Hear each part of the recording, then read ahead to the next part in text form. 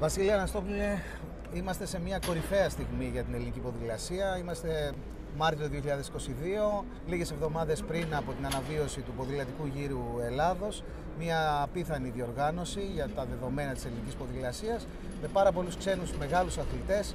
Είσαι ένας από τους ανθρώπους που είναι πίσω από όλη αυτή την αναβίωση και από την διοργάνωση. Ως ο αθλητής που είχες κερδίσει τελευταία φορά τον ποδηλατικό γύρο Ελλάδος στην παλιά του εκδοχή, πώς αισθάνεσαι και πόσο σημαντικό θεωρείς ότι είναι όλη αυτή η προσπάθεια για την ελληνική ποδηλασία? Νομίζω ότι όσοι παρευρέθησαν σήμερα εδώ στην τελετή που έγινε ανακοίνωση του γύρου από τον Υπουργό Αθλητισμού αισθάνθηκαν ένα δέος.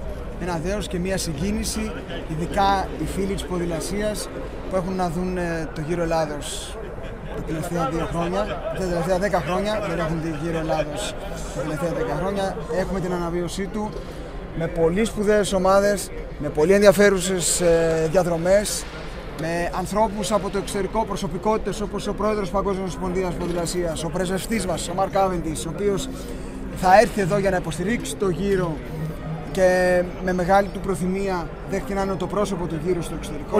Έχω την τιμή και την χαρά να είμαι προσωπικός προπονητής του. Πέρυσι είχαμε έρθει στην Ελλάδα για να κάνει προετοιμασία.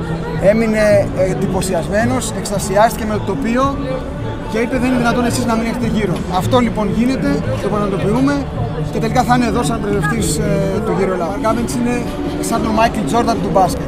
Πέρσι οι βρετανικές εφημερίδες χαρακτήρισαν την επιστροφή που έκανε σαν το μεγαλύτερο comeback στην ιστορία του αθλητισμού. Είναι ένας Ολυμπιονίκης, παγκόσμιος αθλητής και μην ξεχνάμε, είναι recordman σε νίκες στο Tour de France μαζί με τον μεγάλο Eddie Merckx. Αυτό τα λέει όλα. Είναι μια πολύ μεγάλη μορφή του αθλητισμού και είναι φυσικά χαρά μας και τιμή μας που βρίσκεται και στηρίζει το γύρο μας. Πλέον είναι πραγματικότητα το όραμα το δικό μας αλλά και του Υπουργού, του κ. Αγεννάκη, ο οποίος από την πρώτη στιγμή που έπεσε η ιδέα στο τραπέζι ήταν πίσω, τη στήριξε και είπε: πάμε μπροστά για να κάνουμε ένα πολύ μεγάλο γεγονός.